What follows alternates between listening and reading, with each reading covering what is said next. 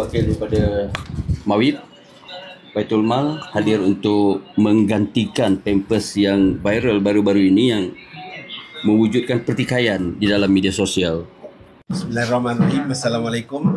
Saya wakil syarikat yang dilantik oleh pihak Mawib. Hari ini kita dah buat pertukaran lampin daripada tip kepada pants. Alhamdulillah, sistem dalam Mawib pun dah diupdate pada hari cuti baru ni, semalam ke kemarin macam tu. Cuti Mawib kerja ke? Cuti dia orang masih bercuti, tapi bila ada special case needed, so dia orang segerakan, insyaAllah. Maksud saya kan kita ada public holiday, takkan public holiday. Ya, public holiday. Bila benda ni ialah untuk menyelesaikan isu-isu yang ada, so kami hari ni untuk selesaikanlah, maknanya penukaran, kesilapan apa yang jadi. Jadi kami minta maaf atas kesilapan yang sebelum ni. Saya nak tanya Tuan kata pasal sistem tu bila dia update?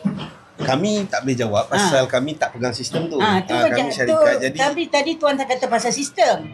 Itu saya nak tahu bila dia update sistem tu.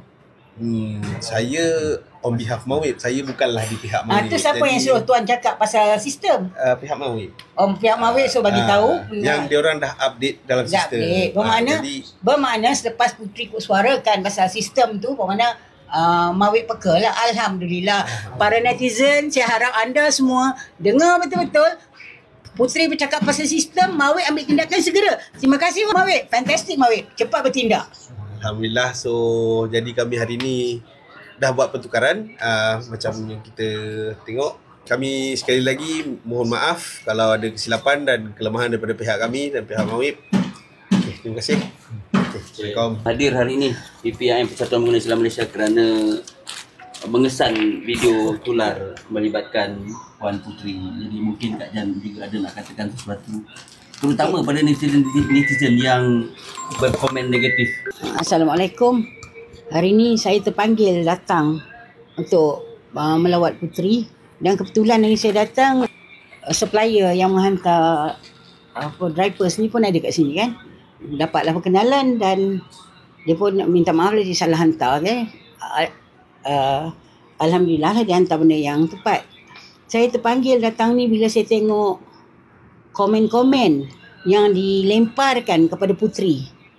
Puteri tak salah. Saya nak pesan pada netizen yang ada, hati-hatilah bila berkata-kata.